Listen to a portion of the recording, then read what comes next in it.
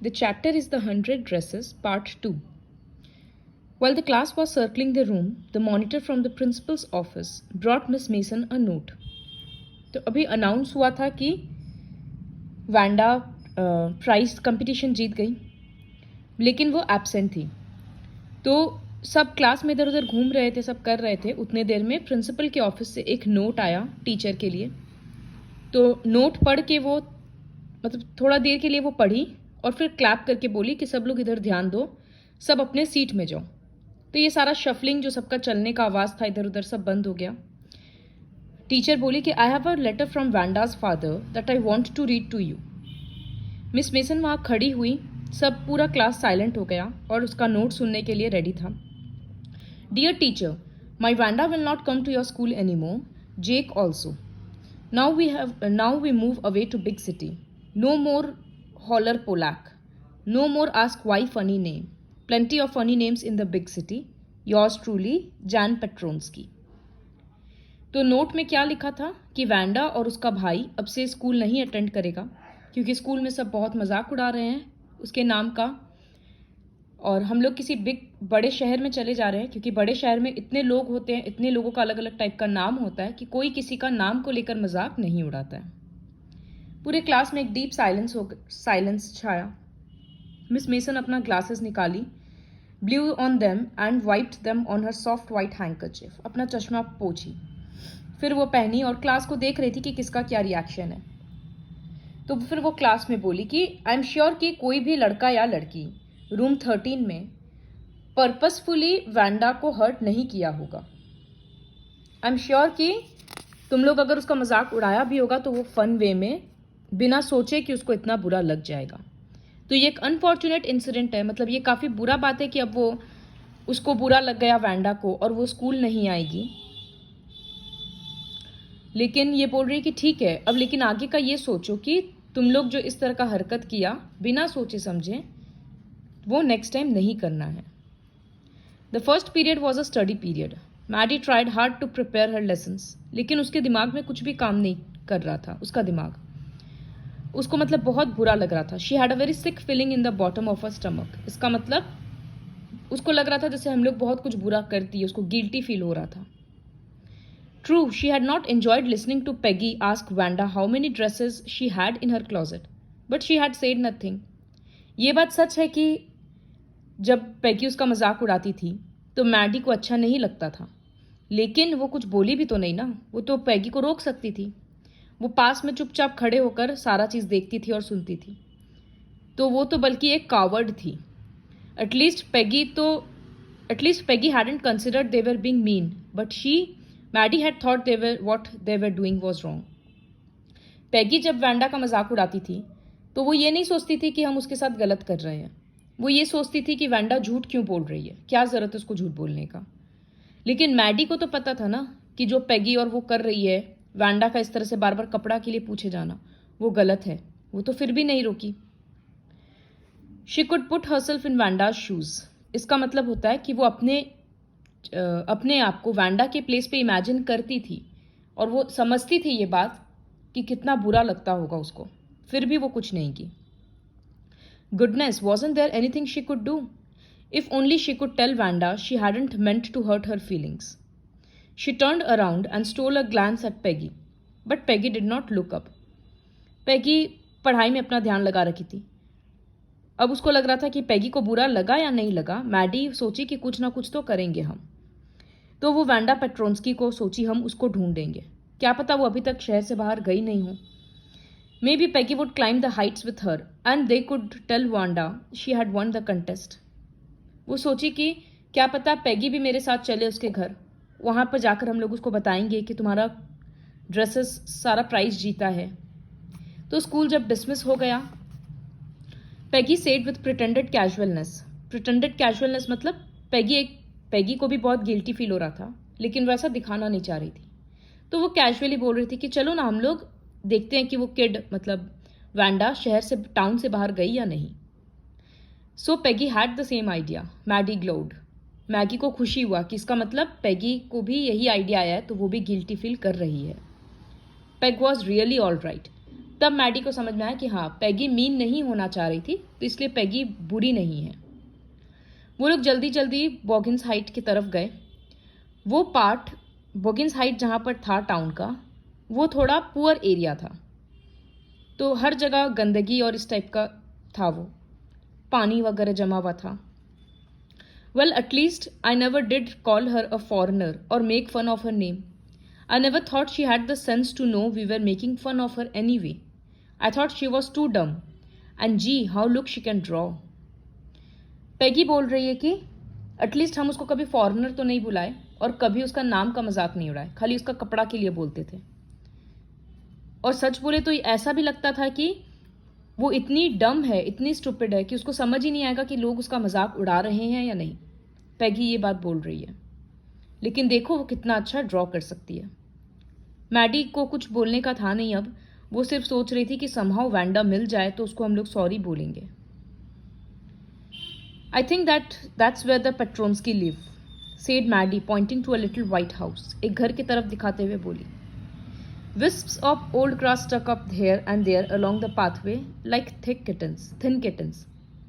तो जगह जगह इधर उधर घास उगा हुआ था, ऐसा लग रहा था कि बहुत दिन से कोई भी चीज़ मेंटेन नहीं किया गया। घर एकदम शैबी था, मतलब पुराना टाइप का लग रहा था, गंदा था, लेकिन वो डस्ट वगैरह से गंदा नहीं था। इतना ज़्यादा पुराना हो गया कि सामान खराब हो गया था। It reminded Maddie of Wanda's one dress, her faded blue cotton dress, shabby but clean. उसका घर को देखकर मैडी को उसका कपड़ा याद आ गया कि वो भी जो ब्लू ड्रेस पहनती थी वो होने को तो धुला हुआ होता था, क्लीन होता था, लेकिन फिर भी इतना पुराना हो गया था कि कितना ही साफ कर लो वो गंदा ही लगता था। There was not a sign of life about the house. लग रहा था कि वो लोग सब जा चुके हैं। वो लोग नॉक किए गेट पे, कोई आंसर नहीं था। वो लोग इधर उधर देखे, फिर नॉक किए, कोई आंसर नहीं था। There was no doubt about it कि पेट्रोन्स्की were gone, वो लोग चले गए थे। तो अब वो लोग अपना अमेंड्स कैसे करेगा, मतलब अब वो लोग अपना गलती को ठीक कैसे करेगा, माफ़ी कैसे मांगेगा। वो लोग अब धीरे वापस अपना रास्ता जाने लग गए। Well anyway she is gone now, so what can we do. Peggy बोल रही कि अब जब वो जा ही चुकी है तो क्या कर सकते हैं। Besides when I was asking her about all her dresses she probably was getting good ideas for her drawings. ऐसा भी हो सकता है कि जब हम उसको कपड़ा के बारे में पूछते थे तो उसके दिमाग में फिर कपड़ा का आइडियाज आता था और तभी जाकर वो ड्रॉ किए। देखो, शायद हो सकता है हम ही लोग की वजह से वो कंटेस्ट भी जीती हो। Maddie turn this idea carefully over in her head, for if there were anything in it, she would not have to feel so badly. Maddie इस बात पे बहुत सोच रही थी कि वाकई में क्या ऐसा हो सकता है कि हम लोगों की वजह से वैंडा इस तरह से अच्छा ड्रेस ड्रॉ की हो, क्योंकि अगर ऐसा होगा तो वाकई में उन लोगों का गिल्ट थोड़ा सा कम हो जाएगा। लेकिन वो उस रात भी सो नहीं पाई। वो सिर्फ वैंडा के बारे में सोच रही थी, उसका घर, उसका कपड़ा, ये सब दिमाग में आ रहा था। 100 ड्रेसेस दिख रहा था उसको, किस तरह से क्लासरूम में पूरा सजा हुआ था। At last, Maddie sat up in bed and pressed her forehead tight in her hands and really thought. वो मतलब एकदम सोचने लग गई कि क्या किया जाए। After a long time, she reached an important conclusion. She was never going to stand by and say nothing again. वो लास्ट में ये सोची कि इस बार तो हम कुछ नहीं कर सकते, लेकिन नेक्स्ट टाइम अगर इस तरह का कोई कुछ गलत करेगा तो हम चुपचाप खड़े होकर नहीं देखेंगे। अगर कोई भी किसी को बुली कर रहा है या किसी का मजाक उड़ा रहा है, किसी के स्ट्रेंज नेम का या कपड़ा का, तो हम आवाज़ उठाएंगे, भले ही उसके वजह से मेरा फ्रेंडशिप ही क्यों ना ख़त्म हो जाए। वो वैंडा के साथ तो अपना रिलेशन को अब राइट नहीं कर सकती है, लेकिन आगे से वो कभी किसी को अनहैप्पी नहीं करेगी। ये उसका कंक्लूजन था। On Saturday Maddie spent the afternoon with Peggy. वो लोग एक लेटर लिख रहे थे वैंडा पेट्रोन्स्की को। It was just a friendly letter telling about the contest and telling Vanda she had won. वो लोग बोलना चाह रहे थे उसको कि तुम्हारा ड्राइंग सुंदर है और तुम कंटेस्ट जीत गई, तुम कैसी हो, इस तरह से। वो लोग ये भी पूछने वाले थे उससे कि जहाँ तुम रह रही हो वो तुमको अच्छा लगा या नहीं, नए टीचर अच्छे लगे या नहीं। तो बेसिकली ये लोग उसको सॉरी बोलना चाह रही थी, लेकिन सिंपली सॉरी लिख नहीं रही थी, तो बस इधर उधर का घुमा घुमा के बात कर रही थी। और लास्ट में लेटर के बहुत सारा एक्स और ओज लिखी थी। XO लिखा जाता है लेटर के लास्ट में, ये मतलब उसका मीनिंग होता है लॉट्स ऑफ लव। तो बहुत सारा एक्सेस एंड ओज से वो लेटर साइन की, ये दिखाने के लिए हम लोग बहुत सारा प्यार भेज रहे हैं। और बोगिन्स हाइट में वो लेटर्स मेल कर दी और एनवेलप के ऊपर लिख दी प्लीज़ फॉरवर्ड। मतलब जिसके एड्रेस में बोगिन्स हाइट में ये लेटर दिया जा रहा है, जिसको ये लेटर मिल रहा है, उसके नए एड्रेस पे वो सेंड कर दो। डेज पास्ट, कोई आंसर नहीं आया लेटर का। सो उन लोगों को लगा कि but the letter did not come back, so maybe Wanda had received it. लेकिन वो इतनी हर्ट थी या गुस्से में थी कि वो रिप्लाई नहीं की। यू कुड नॉट ब्लेम हर। फिर वीक्स चला गया वांडा से, फिर भी कोई आंसर नहीं आया। पैगी तो पूरा बात ये सब भूल गई और मैडी भी बस जैसे तैसे अपने आप को डेली सुला लेती थी नींद रात को कि ठीक है नेक्स्ट टाइम हम इस तरह का कुछ नहीं करेंगे। Peggy put herself to sleep at night making speeches about Wanda, defending her from great crowds of girls who were trying to tease her with how many dresses have you got. वो इस तरह से daily imagine करती कि लोग Wanda का मजाक उड़ा रहे हैं और इस बार वो वांडा को सपोर्ट कर रही है। मैडी वुड क्राई आउट, वो भीड़ में इस तरह से चिल्लाती कि स्टॉप, ये बोलने के लिए कि तुम लोग जो कर रहे हो वो गलत कर रहे हो। इस तरह से वो डेली अपने आप को सुलाती। अब क्रिसमस का टाइम था, हर जगह स्नो था, शॉप्स में, क्लासरूम में, हर जगह पे क्रिसमस बेल, स्मॉल ट्री, ये सब था। तो पूरा हॉलीडे सीजन था, समझ आ रहा था। You remember Wanda Petronski, the gifted little artist who won the drawing contest? Teacher एक दिन बोल रही है। Well she has written me and I am glad to know where she lives because now I can send her medal. I want to read her letter to you. Teacher बोल रही कि अब हमको उसका एड्रेस मिल गया तो हम उसको मेडल भेज देंगे। और वो लेटर में क्या लिखी है वो सुनो। Dear miss Mason, how are you and room 13? Please tell the girls they can keep those 1000 dresses because in my new house I have 100 dresses because in my new house I have 100 new ones all lined up in my closet. वो बोल रही है कि आप लोग सब कैसे हैं और वो जो पेंटिंग्स था, वो जो ड्राइंग्स था 100 ड्रेसेस का, वो आप सब रख सकते हैं क्योंकि मेरे नए घर में इसी तरह का और 100 ड्रेसेस है मेरे क्लोजेट में। और आप पैगी को ये बात बोलिएगा कि हम उसको बहुत पसंद करते थे और उसके लिए वो ग्रीन ड्रेस है जो रेड ट्रिम, जिसमें रेड ट्रिमिंग है, और उसकी जो फ्रेंड मैडी है उसको ब्लू ड्रेस दीजिएगा। For Christmas I miss that school and my new teacher does not equalize with you. Christmas के टाइम पे हम अपना पुराना स्कूल बहुत मिस कर रहे हैं और मेरी जो नई टीचर है वो आपकी जितनी अच्छी नहीं है। Merry Christmas to you and everybody, yours truly Wanda Petronski. On the way home from school Maddy and Peggy held their drawings very carefully. तो टीचर वो 2 ड्राइंग मैडी और पैगी को दे दी। वो लोग ड्राइंग बहुत अच्छे से देखी, फिर अपने घर में जाकर उसको चिपका ली। ग्रोसरी स्टोर वगैरह के बाहर हंड्रेड्स ऑफ क्रिसमस ट्रीज वगैरह था, पेपरमिंट स्टिक्स था, टॉप कैंडीज वगैरह ट्री से लटक रहा था। पूरा एटमॉस्फेयर एकदम क्रिसमस जैसा हो चुका था।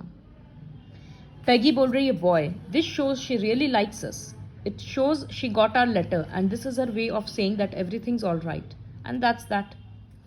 तो पैगी बोल रही है इसका मतलब वो हम लोगों को पसंद करती थी और ज़रूर हम लोग का लेटर उसको मिल गया और ये तरीका है उसका बोलने का कि ठीक है वो हम लोगों को माफ़ की।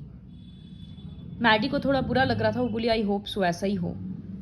लेकिन उसको बुरा इस बात का भी लग रहा था कि अब वो लिटिल पॉलिश गर्ल को, मतलब वांडा को, कभी देख नहीं पाएगी और उनके बीच में सब कुछ पहले के जैसे ठीक नहीं हो पाएगा। पहले के जैसे नहीं, मतलब उन दोनों के बीच में सब कुछ ठीक नहीं कर पाएगी वो। शी वेंट होम और ड्राइंग को दीवार के बेडरूम के दीवार में लगा ली।